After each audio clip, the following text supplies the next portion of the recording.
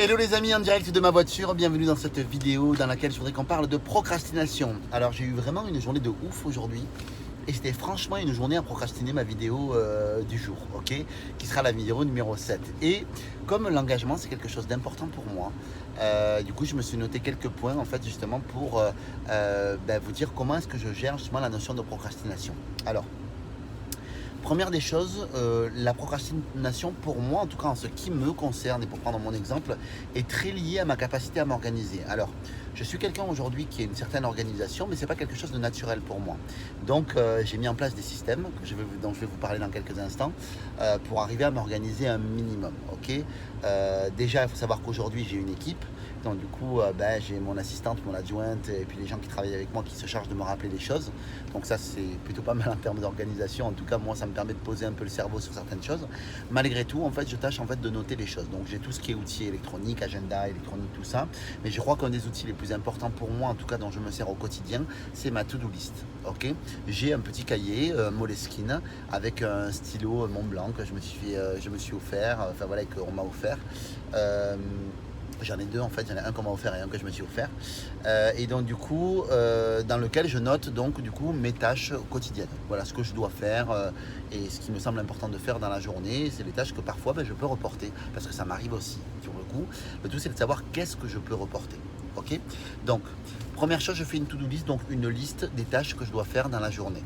Cette to-do list là, ça paraît anodin comme ça, mais ce qui est vraiment super important pour moi, c'est que chaque to-do list que je fais, chaque tâche, elle doit être indivisible pour moi. Ok. Donc quand je dis indivisible, c'est qu'elles doivent être extrêmement précises. C'est par exemple, je ne vais pas mettre en tâche, tiens, améliorer mon site internet. Pour moi, c'est pas une tâche ça. Ce que je pourrais mettre comme tâche, c'est contacter un webmaster pour lui parler du site internet, ok.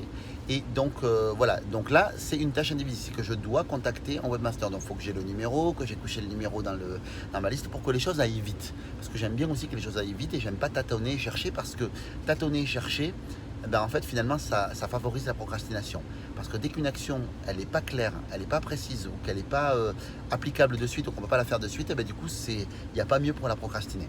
Ok. Donc ça. Et ensuite, autre chose que je fais, c'est qu'à chaque début et fin de journée, je fais ce que j'appelle un point préparation.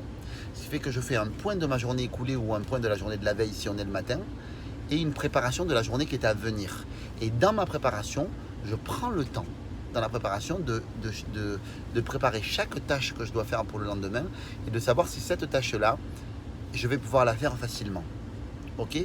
Et avec ça, ça m'aide quand même plutôt pas mal à arrêter de procrastiner. Alors après, évidemment, ça m'arrive quand même de procrastiner sur certaines choses. Et là, à ce moment-là, quand je fais mon point de préparation, que je vois les tâches de la veille et les choses que j'ai pas encore faites, alors ça peut être lié au fait que je m'en suis trop mis sur le dos. Ça peut arriver aussi que je me sois mis vraiment beaucoup trop de tâches sur les épaules et du coup, j'ai pas pu tout finir. Ça peut arriver. Ça m'arrive de moins en moins souvent, mais why not, ok.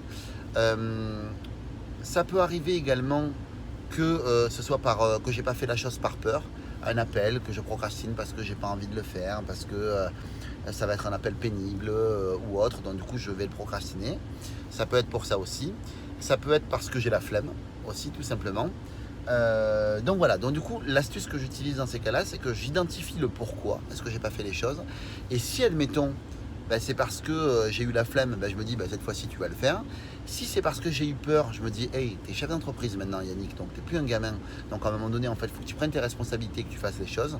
Donc je m'astreins à faire les choses par ego, en fait je tape un peu sur mon ego pour dire hey voilà. Et si je reprocrastine encore, du coup je me remets un petit coup de pied aux fesses pour me dire hey, maintenant tu le fais vraiment. Et voilà. Et ensuite, autre chose que je fais aussi, c'est que tous les matins, je fais en sorte de tout faire vite, les choses. Ok. Et pour faire vite les choses et savoir ce que je dois vraiment faire ou pas, et savoir faire le tri entre ce qui est urgent, important. Alors, il y a une matrice d'Eisenhower qui existe pour faire ce qui est urgent, important. Voilà, il y a toute cette notion-là. Mais moi, en fait, j'utilise une technique toute simple. C'est je me dis, bon, ok, si là, je dois partir dans 1 heure, je dois prendre un avion dans 1 heure, qu'est-ce que je dois faire en urgence, là, now, maintenant? Et je fais vraiment le plus important. Il y a un bouquin de Brian Tracy qui s'appelle Avaler le crapaud, qui est génialissime et qui explique ce genre de choses. Voilà les amis pour cette petite vidéo du jour. J'espère qu'elle vous aura plu, qu'elle va vous aider à moins procrastiner. N'hésitez pas à me poser vos questions dans les vidéos, en dessous de la vidéo et dans les commentaires pour que je puisse répondre tranquillement dans les prochaines vidéos à éventuellement vos sollicitations si je peux en tout cas. Et voilà, encore une fois, on est à la vidéo 7.